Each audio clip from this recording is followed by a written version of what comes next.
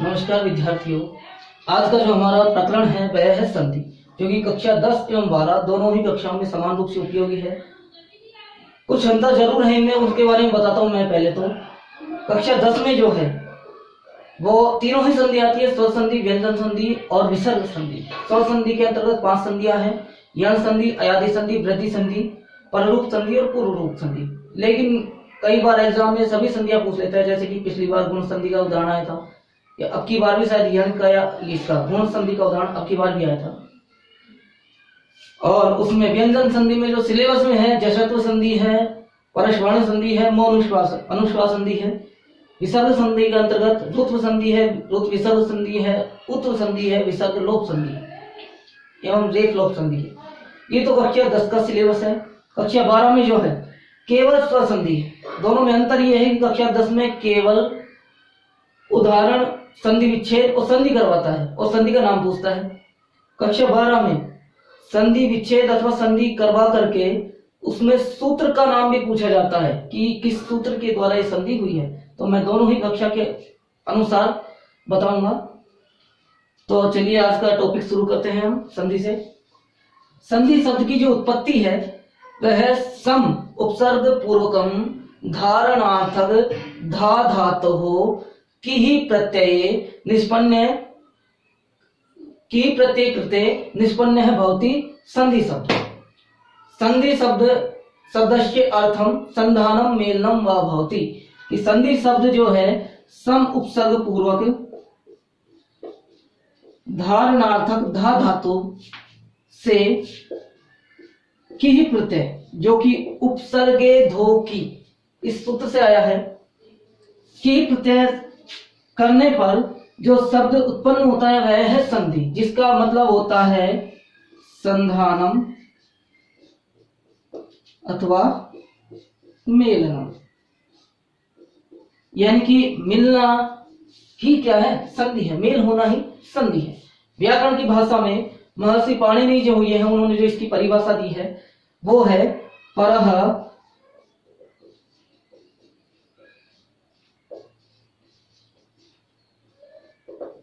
सन्निकर्षः संहिता। परः सन्निकर्षः संहिता, इसका अर्थ क्या होता है? दो दूर दूर के वर्णों में अत्यधिक निकटता से, सन्निकर्ष का मतलब होता है अत्यधिक निकटता या अतिशय निकटता से संहिता अथवा संधान होता है या संधि होती है। संहिता को ही संधि कहा है उन्होंने, कि दो दूर दूर के वर्णों में अत्यधिक निकटता से संधान अथवा संधि होती है। यानी कि जैसे कि दो वर्ण हैं, दो अलग अलग पद हैं, जगत धन ईश है। जगत अलग पद है, ईश अलग पद है, लेकिन जब इन दोनों में निकटता होगी, दोनों पदों को एक साथ बोलेंगे तो तय वर्ण और ई वर्ण, इन दोनों में अत्यधिक निकटता से जो परिवर्तन होगा वही क्या कहलाएगा? संधि कहलाएगा। जैसे हम इसको बोलेंगे जगदीश जगदीश जगदीश, जैसे जैसे नजदीक करेंगे इसको तो अपने आप ही मुख से निकलने लग जाएगा जगदीश जगदीश जगदीश जगदीश जगदीश जगदीश। तो यही क्या है? संधि है महर्षि पाणिनि की अनुसार। नॉर्मल हम इसकी परिभाषा ये ले सकते हैं कि दो वर्णों में परस्पर मिलन से उत्पन्न परिवर्तन अथवा विकार संधि कहलाता है। दो वर्णों के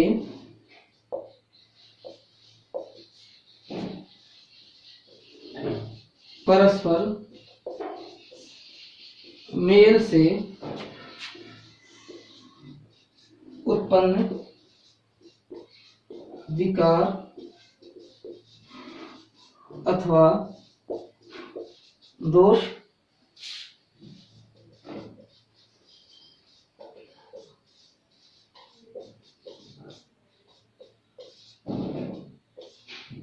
संधि कहलाता है।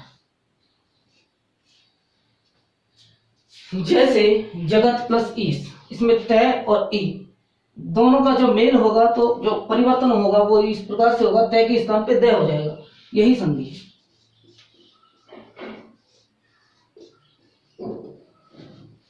अब बात करते हैं संधि के प्रकार की। तो संस्कृत में मुख्य रूप से या प्रमुख रूप से संधि के 3 प्रकार हैं।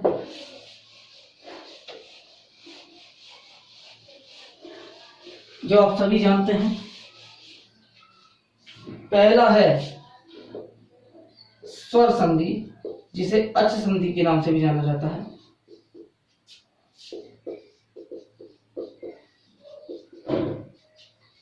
दूसरा है व्यंजन अथवा हल संधि के नाम से भी जानते हैं इसे। तीसरा है विसर्ग संधि।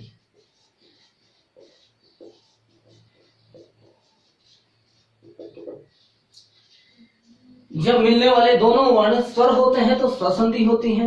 जब मिलने वाले दोनों वर्ण एक स्वर अथवा एक व्यंजन अथवा दोनों व्यंजन होते हैं तो व्यंजन संधि होती है। और जब पूर्व पद के अंत में स्थित विसर्ग के रूप में कोई परिवर्तन होता है तो विसर्ग संधि होती है। सर्वप्रथम हम चर्चा करते हैं स्वर संधि की। देखिए, संधि करना जरूरी बताया गया है पदों के अंतर्गत, संधि में और समास में और प्रत्यय में। इनमें संधि करना अनिवार्य है। वाक्य में संधि का प्रयोग करना लेखक के ऊपर, इच्छा के ऊपर निर्भर करता है, वो करे भी अथवा नहीं करे। लेकिन पद के मध्य में, समास में और प्रत्यय में संधि का प्रयोग करना अनिवार्य है।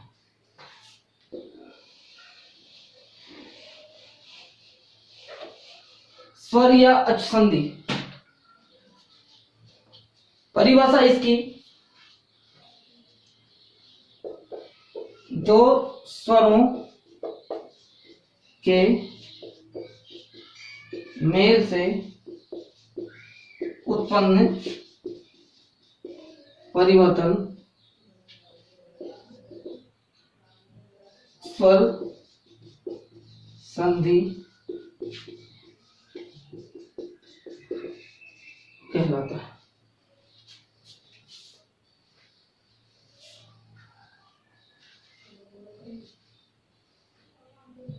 दो स्वरों के मेल से उत्पन्न परिवर्तन स्वर संधि कहलाता है। इसके प्रकार की बात करें हम तो 8 प्रकार की स्वर संधि होती है। दीर्घ स्वर संधि, यण स्वर संधि, गुण स्वर संधि,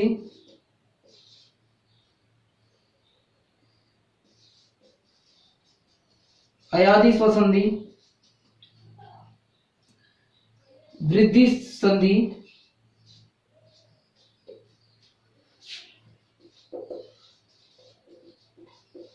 पूर्व रूप संधि, पर रूप संधि और 8वां है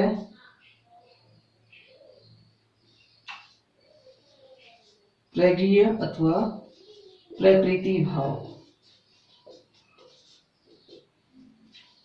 8 प्रकार की संधि होती है।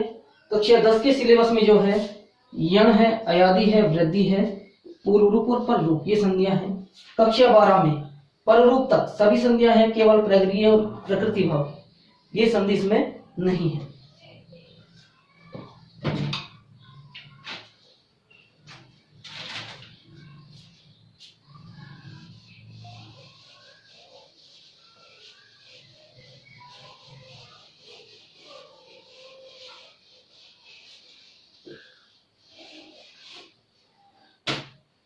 सर्वप्रथम हम स्वसंधि शुरू करते हैं। स्वसंधि में जो कक्षा 12 के हिसाब से पढ़ा रहा हूं मैं, हालांकि दोनों कक्षाओं में सेम पैटर्न है, दोनों ऐसा इस प्रकार से पढ़ाऊंगा कि भाई दोनों कक्षाओं का जो सिलेबस है वो सम्मिलित हो जाए, कुछ भी नहीं छूटे जिसमें से। तो पहला जो संधि कक्षा 12 में है वो है यण संधि।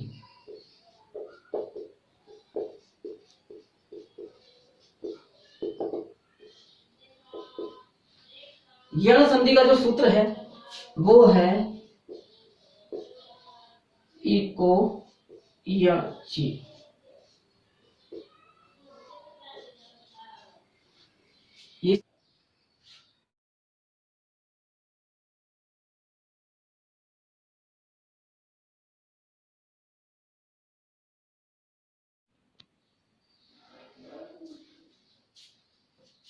इसी प्रकार से परिधन अंकः, पर्यंकः, अभिधन अर्थना,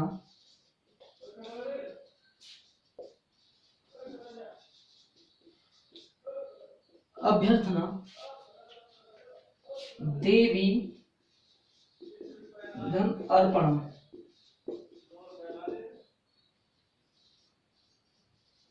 देवी अर्पणम, सुधि धन उपास्य,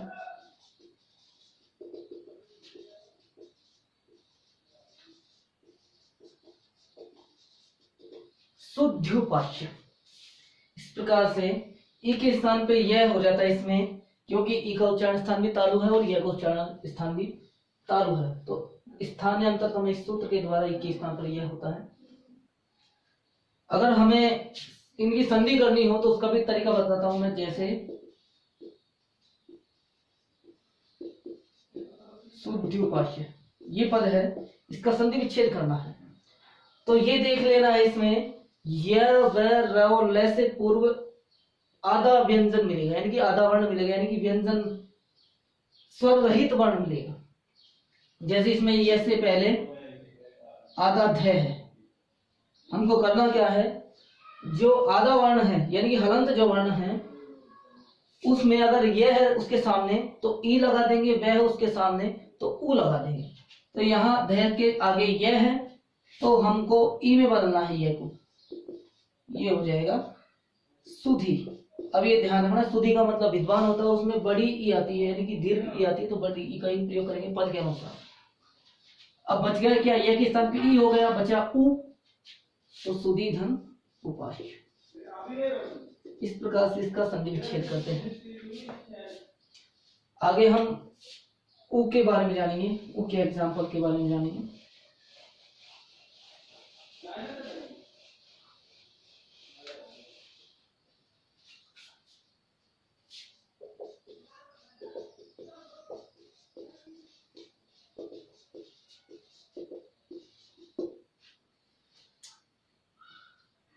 ऊ के पश्चात कोई भी असमान स्वर आता है तो ऊ के स्थान पे वह होता है, क्योंकि ऊ का उच्चारण स्थान ओष्ठ है और वह का उच्चारण स्थान है दंतोष्ठ, वकारश्च दंतोष्ठम, तो दोनों का उच्चारण स्थान समान है, इसलिए ये ऊ जो है वह में ही बदलता है।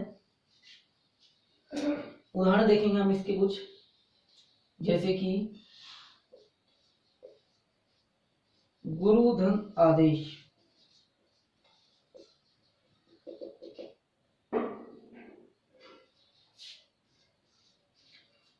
जब रू में से ऊ हटाएंगे तो बचेगा आधा रे, ऊ के स्थान पे हो गया वह भी आधा, सामने आ है तो इस प्रकार से हो जाएगा। जब इसको मिला करके रखेंगे लिखेंगे तो जो रे है ये रेफ बन के ऊपर चला जाएगा और ये हो जाएगा गुरुआदेश। इसी प्रकार से वधु आज्ञा, वधु का ऊ हटा देंगे तो बच जाएगा आधा है, ऊ के स्थान पे वह हो जाएगा, वह में आ मिलेगा तो वह हो जाएगा वधवा।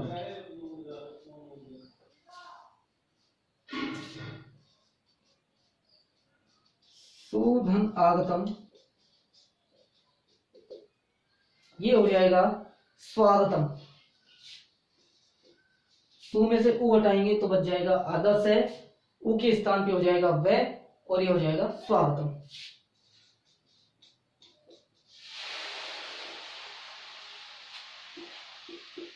अनुधन आयः, ऊ के स्थान पे हो जाएगा वह, बच गया आधा ने अन्वयः।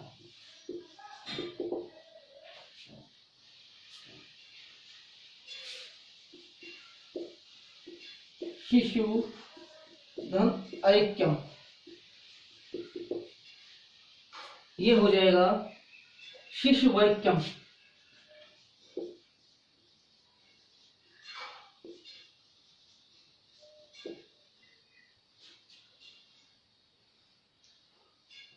तनुधन अंगी,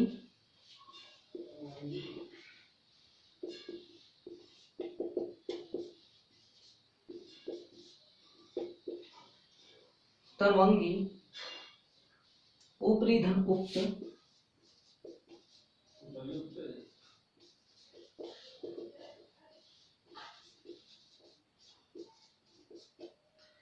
उपर्युक्तः, अधि प्लस आपकः,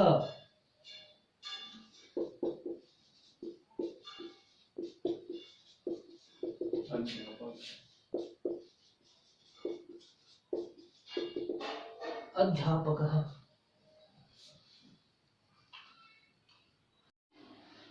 संधि विच्छेद करते समय यदि हमको संधि विच्छेद करना है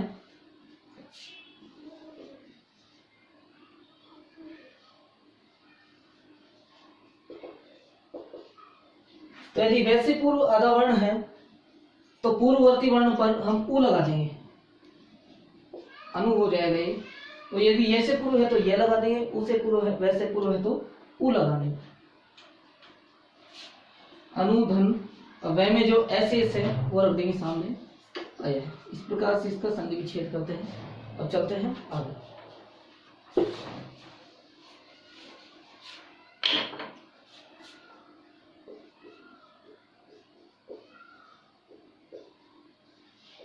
री के पश्चात कोई असमान स्वर आने पर वह बदलता है रे में।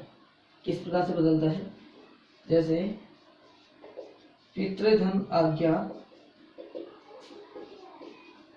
री के स्थान पर रह हो जाएगा, बच जाएगा आधा तय, रे होगा आधा, रे में आधा आ मिलेगा तो ये हो जाएगा पितृआज्ञा। इसी प्रकार से मातृधन आदेश, रे के स्थान पर रह होगा, बच जाएगा आधा तय और मात्रादेश हो जाएगा।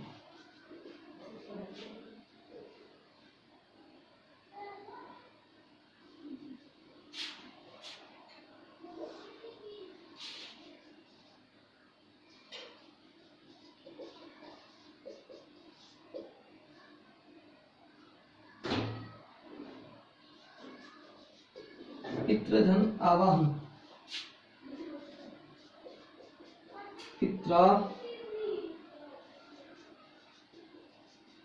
पित्रावहन। री की बात करें हम, री के पश्चात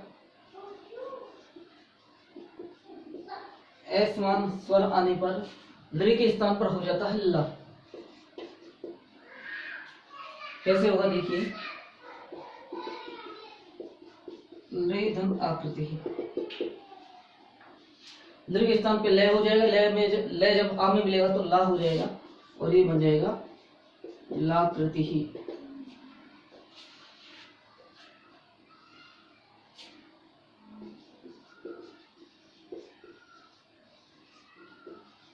रे धन अनुबंध, ये हो जाएगा लानुबंध।